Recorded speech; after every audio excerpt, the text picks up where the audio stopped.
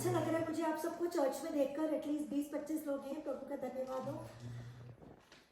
आज का जो हमारा विषय है, जो हमारा टॉपिक है, यीशु का पानी पर चलना। आपने जो कहानी है बहुत बार सुनी होगी, बहुत बार आप लोगों ने इस इंसिडेंट को पढ़ा होगा मत्ती 14वें अध्याय पे कि यीशु का पानी पर चलना। तो आज मैं आपको इसका असली मीनिंग बताना चाहती हूँ। यीशु के पानी पर चलने का मीनिंग क्या है। जब प्रभु यीशु मसीह पानी के ऊपर चल रहे थे, उससे पहले क्या हुआ था? प्रभु यीशु मसीह ने लोगों को, कलीसियों को 5 रोटी और 2 मछली खिलाई थी। कितनी? 5 रोटी और 2 मछलियाँ खिलाई थी। और कितने लोग थे? किसी को याद है कितने लोग थे? बाइबल में लिखा है कि 5000 तो पुरुष ही थे।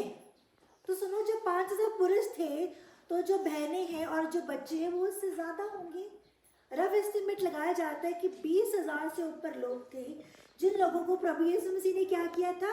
5 रोटी और 2 मछलियों से पूरी की पूरी कलीसिया को, पंडाल को खाना खिला दिया था। और उसके बाद में टोकरे बचे थे। कितने टोकरे बचे थे? कुछ याद है? 12 टोकरे बचे थे। और प्रभु यीशु मसीह ने क्या किया? सिर्फ धन्यवाद किया। क्या किया? सिर्फ धन्यवाद किया। और 20,000 से अधिक लोगों को 5 रोटी और 2 मछलियों से तृप्त कर दिया। सिर्फ धन्यवाद किया प्रभु का। प्रभु के नाम में इतनी ताकत है, प्रभु के नाम में इतनी शक्ति है कि हम जब धन्यवाद ही करते हैं तो हमें क्या देता है? वो बरकत देता है। तो उसके बाद क्या हुआ? जब किसी इंसान के साथ कोई इतना बड़ा चमत्कार हुआ, होटल इस बच्चे को बोलना, जब इतना बड़ा चमत्कार हुआ, तो जब इतने बड़े चमत्कार के बाद, अगर आजकल की लाइफ में क्या होता है ना, जब कोई बहुत बड़ा चमत्कार हो जाता है, बहुत बड़ा मिरेकल हो जाता है, या बहुत बड़ी हम कोई उपलब्धि को हासिल कर लेते हैं, हम लोग पार्टी करते हैं। क्या करते हैं? पार्टी करते हैं ना। जब कोई जीत होती है, किसी चीज को हम हासिल करते हैं, तो हम क्या करते हैं? हम पार्टी करते हैं, या हम सोशल मीडिया पे डालना शुरू कर देते हैं, ये देखो इतना बड़ा चमत्कार हुआ, इतना बड़ा काम हुआ। ऐसे होता है ना, तकरीबन कई लोग ऐसे कर रहे होते हैं, सोशल मीडिया पे डाल रहे होते हैं, फेसबुक पे डाल रहे होते हैं, इंस्टाग्राम में, या पार्टी कर रहे होते हैं कि देखो कितना बड़ा चमत्कार हुआ, कितनी बड़ी चीज हुई। लेकिन आपको पता है प्रभु यीशु मसीह ने क्या किया? कुछ पता है प्रभु यीशु मसीह ने क्या किया इतने बड़े चमत्कार के बाद? चलिए हम बाइबल में से पढ़ते हैं। मेरे साथ निकालिए मत्ती 14वां अध्याय। लिखा है, तब उसने तुरंत अपने चेलों को नाव पर चढ़ने के लिए विवश किया कि वे उससे पहले पार चले जाएं, जब तक वे लोगों को विदा करें। वे लोगों को विदा करके प्रार्थना करने को अलग पहाड़ पर चढ़ गया और सांझ को वहां अकेला था। इतने बड़े चमत्कार के बाद प्रभु यीशु मसीह प्रार्थना करने के लिए चले गए, धन्यवाद करने के लिए चले गए। आप समझ रहे हैं? उन्होंने ढंडोरा नहीं पीटा कि देखो मैंने इतना बड़ा चमत्कार किया है, मेरी बनाती करो, मेरी पॉपुलैरिटी करो, या मुझे फेमस करो, या देखो देखो दुनिया वालों मैंने इतना काम किया। नहीं, उन्होंने क्या किया?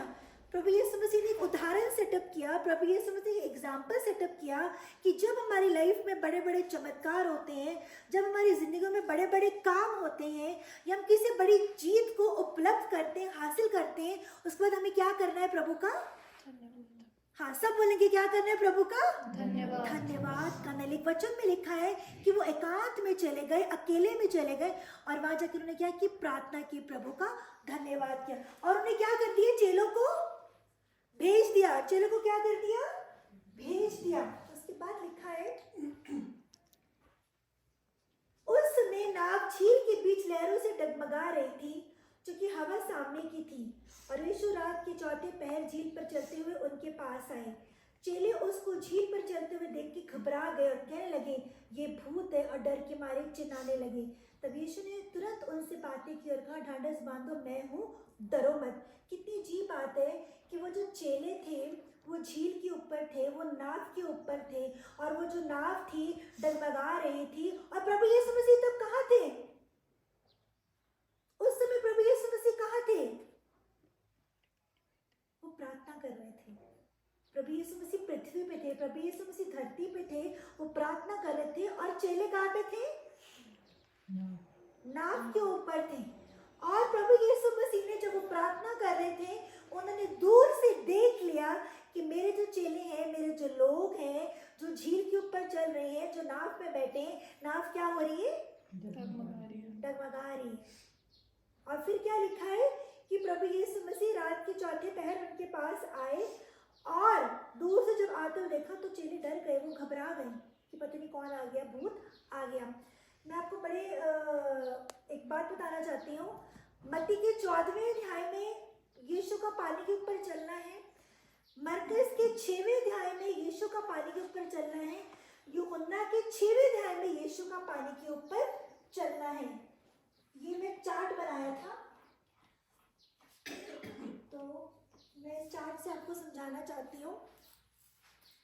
मत्ती का 14 अध्याय 22 से 23 में पूरा वो बताया गया है कि कैसे यीशु मसीह क्या है, उन्होंने अपने चेलों को भेजा और प्रार्थना करने को चले गए। फिर मरकुस 6 की 45 से 50 में भी वही लिखा है कि उन्होंने चेलों को भेजा और वो प्रार्थना करने को चले गए। फिर यूहन्ना 6 की 16 से 20 में भी ये लिखा है कि उन्होंने अपने चेलों को भेजा कि तुम नाव पे जाओ, और वो प्रार्थना करने के लिए चले गए। लेकिन ये 50वें आयत के बाद एक गैप है, 20वें आयत के बाद एक गैप है। गैप समझते हैं आप? एक स्पेस दी हुई है, एक खाली स्थान छोड़ा हुआ है। और उस खाली स्थान को क्या होता है? मत्ती 14वें अध्याय की 28 से 31 में लिखा है। यहाँ पे जब चेले देखते हैं प्रभु यीशु मसीह को कि वो पानी के ऊपर चल के आ रहे, तो वो क्या बोलते हैं? वो क्या है? भूत है। डर जाते हैं, घबरा जाते। पतरस एक ऐसा चेला होता है जो बोलता है कि प्रभु तू मुझे आज्ञा दे, मैं तेरे पीछे आ सकूं। आप समझ रहे मेरी बात को? समझ आ रहे? पतरस ऐसा चेला होता है जो बोलता है प्रभु यीशु मसीह तू मुझे आज्ञा दे, मैं तेरे पीछे आ सकूं। और वचन में लिखा है कि पतरस क्या है, वो नाव से बाहर निकलता है और झील के ऊपर चलते चलते प्रभु यीशु मसीह के पास पहुंच रहा होता है। आप समझ रहे? जब तक वो प्रभु यीशु मसीह को देखता है वो झील के ऊपर चलता रहता है, लेकिन जहाँ उसका ध्यान प्रभु यीशु मसीह से दूर हो जाता है, समुंदर की लहरों से डगमगाने लगती है, एक जोर से आंधी आती है और वो क्या है, नाव डोलने लगती है। वो डोलने लगता है, वो भी क्या होता है, गिरने लगता है। कौन? पतरस। पतरस किसके पीछे चल रहा है? यीशु मसीह के पीछे। इन तीनों इंजीलों में जिक्र किया गया है कि प्रभु यीशु मसीह पानी के ऊपर चल रहे हैं और प्रभु यीशु मसीह आए। लेकिन सिर्फ मत्ती की इंजील में सिर्फ ये बताया गया है कि पतरस एक ऐसा चेला था। सिर्फ इस इंजील में जिक्र है कि किस तरीके से वो प्रभु यीशु मसीह को बोलते कि प्रभु तो अपने पीछे मुझे आने की क्या दे, आज्ञा दे। और भाइयों और बहनों यकीन मानिए, पतरस जब तक प्रभु यीशु मसीह को देख रहा था वो पानी के ऊपर चल रहा था। ऐसे पानी के ऊपर क्या हो रहा था? चल रहा था। लेकिन जहाँ जोर से आंधी आई, हवा से लहरें डगमगाने लगी, गिरने लगी, वो भी गिरने लगा। वो भी क्या होने लगा? क्यों गिरने लगा? क्या कारण था? पहला कारण ये था कि जब तक वो प्रभु यीशु मसीह को देख रहा था, जब तक वो किसको देख रहा था? जब तक वो प्रभु यीशु मसीह को देख रहा था वो सीधा चल रहा था। जब तक कौन देख रहा था यीशु मसीह को? पतरस। सब बोलो, ये सबको सुनना है। कौन देख रहा था यीशु मसीह को? पतरस। जब तक पतरस प्रभु यीशु मसीह का चेला है, तो जब तक पतरस यीशु मसीह को देख रहा था वो सीधा चलता रहा। लेकिन जहाँ उसकी नजरें, जहाँ उसका ध्यान यीशु मसीह से हट गया, जहाँ उसका ध्यान यीशु मसीह से दूर हो गया, फिर क्या हो गया? वो क्या होने लगा? डगमगाने लगा, वो डूबने लगा। क्यों? क्योंकि वो समुद्र के ऊपर चल रहा था। जोर से आंधी आई, जोर से तूफान आया, हवा जो थी, हवा से लहरें क्या होगी, वो ऊपर नीचे होने लगी, तो कश्ती भी ऊपर नीचे होने लगी। और ऑब्वियसली वो भी डर गया, वो भी घबरा गया। और ऐसे हमारे मसीह जीवन में होता है। हमारी जिंदगी में भी क्या है? हवाएं आती हैं, लहरें आती हैं, आंधी तूफान आते हैं, दुख आता है, तकलीफ आती है, बीमारी आती है, टेंशन आता है, डिप्रेशन आता है, अपनों के द्वारा तकलीफ आती है, बेगानों के द्वारा दर्द आता है, बच्चों से परेशानी, पति से परेशानी, पत्नी से परेशानी, बॉस ने तंग कर दिया, आर्थिक समस्या, पैसों की समस्या, सेहत खराब होगी, ऐसी छोटी छोटी प्रॉब्लम्स आती हैं ना। तो उन प्रॉब्लम से हमें क्या करना है? हमने यीशु मसीह को देखना है। किसको देखना है? हमने यीशु मसीह। क्योंकि जब तक हम यीशु मसीह को देख रहे हैं, हम सीधे सीधे क्या है? चलते रहेंगे, हम चलते रहेंगे, हम चलते रहेंगे। लेकिन जहाँ हमारा ध्यान यीशु मसीह से हट गया, हमने हवाओं को देखना शुरू कर दिया, लहरों को देखना शुरू कर दिया, प्रॉब्लम्स को देखना शुरू कर दिया, परेशानी को देखना शुरू कर दिया, टेंशन्स को देखना शुरू कर दिया, वहाँ भाई बहनों हम लोग क्या लगेंगे? क्या करेंगे? डगमगाने लग जाएंगे। हम डूबना शुरू कर देंगे। डगमगाएंगे और हम क्या करेंगे? डूबना। और प्रभु यीशु मसीह ने हमें डूबने के लिए नहीं बनाया।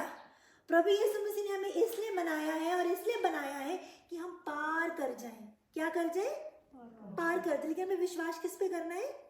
यीशु मसीह पे पूरा का पूरा हमें क्या करना है? विश्वास करना है। और फिर मरकुस और यूहन्ना में हम पढ़ते हैं, क्योंकि उसमें ये बीच का गैप है, जैसे मैंने आपको बताया है, इसमें पतरस के बारे में नहीं बताया गया, बाइबल में से पढ़ सकते हैं। लेकिन फिर हम जब पढ़ते हैं, बाद में लिखा है प्रभु यीशु मसीह जब नाव के पास आए, नाव पर चढ़े, तो हवा क्या है? थम गई। कोई भी हमारी लाइफ में आंधी तूफान आ रहा है, उसको हम नहीं थाम सकते। कोई भी प्रॉब्लम हमारी जिंदगी में आ रही है, हम उसे नहीं कह सकते प्रॉब्लम तो रुक जा, या परेशानी तो रुक जा, या टेंशन तो रुक जा। उस प्रॉब्लम परेशानी में यीशु मसीह की एंट्री होनी बहुत ज़्यादा ज़रूरी है, बहुत ज़्यादा ज़रूरी है। जब आप प्रभु यीशु मसीह को इनविटेशन देंगे, प्रभु यीशु मसीह को न्योता देंगे, प्रभु यीशु मसीह वहाँ पे आके खड़े होंगे भाई और बहनों, तभी जाके वो जो प्रॉब्लम है वो क्या होगी? थमेगी। वो जो समुद्र की लहरों में जो आंधी आ गई थी, वो जो डगमगा रहे थे, वो तूफान तब थमा जब प्रभु यीशु मसीह क्या आ गए? उस नाव के अंदर आ गए। मैं आपको यही बोल के इंकरेज करना चाहूँगी, हम जिस समाज में रहते हैं, हम जिस सोसाइटी में रहते हैं, हमारे रिश्ते नाते हैं, हमारे परिवार है, हमारे पड़ोसी हैं, हमारे रिलेशन है, सब कुछ है। बहुत सी ऐसी चीज़ें होती हैं जो हमारी लाइफ में आ जाती हैं अनएक्सपेक्टेड, जो हमें कई बार नहीं पता होता कि ये हवा कहाँ से आ गई, ये तूफान कहाँ से आ गया, ये आंधी कहाँ से आ गई, ये प्रॉब्लम कहाँ से आ गई। तो उस परिस्थिति में हमें सिर्फ और सिर्फ प्रभु यीशु मसीह को देखना है। किसको देखना है? प्रभु यीशु सिर्फ एक बार आपको बोलना है, प्रभु यीशु मसीह मेरी मदद करो। मुझे लगता है यहाँ पे सारी तकरीबन मम्मियाँ बैठी होंगी। कितनी मम्मियाँ यहाँ पे? हाथ ऊपर करिए। कितनी माएँ हैं यहाँ पर? सब माएँ यहाँ पे बैठी हैं। जो बच्चा है किसके पास जाता है सबसे पहले? माँ के पास जाता है। और माँ को सबसे पहले पता चलता है कि मेरा बच्चा भूखा है, या मेरा बच्चा प्यासा है, या मेरे बच्चे को ज़रूरत है। माँ को पता चलता है ना, और माँ सारा करती है। नो डाउट पापा भी करते हैं, ऐसा नहीं सोचिएगा कि पापा नहीं करते, पापा भी मेहनत करते हैं। लेकिन एक माँ को है एकदम एक अंदर से आगाही होती, पता चलता है मेरे बच्चे को दुख है, तकलीफ है, भूखा है, प्यासा है, तो माँ जरूरत पूरी करती है ना। तो उसी तरीके से वो हमारा आसमानी बाप है। वो कौन है? हमारा आसमानी बाप है, जिसने हमें अपने स्वरूप में बनाया है। तो हम जब उसको पुकारेंगे, हे पिता, हे अब्बा, मुझे ये प्रॉब्लम है, मुझे ये परेशानी है, तो क्या वो सुनेगा नहीं? प्रभु यीशु मसीह पृथ्वी पर अकेले शांत में प्रार्थना कर रहे थे, और चेले कहाँ पे थे? समुद्र में थी। लेकिन प्रभु यीशु मसीह ने दूर से देख लिया कि लहरें आ रही हैं, डगमगा रहे हैं, वो घबरा रहे हैं। इसका मतलब हमारा प्रभु यीशु मसीह देखता है, हमारा प्रभु यीशु मसीह सुनता है। अब समझ रहे मैं क्या कह रही हूँ?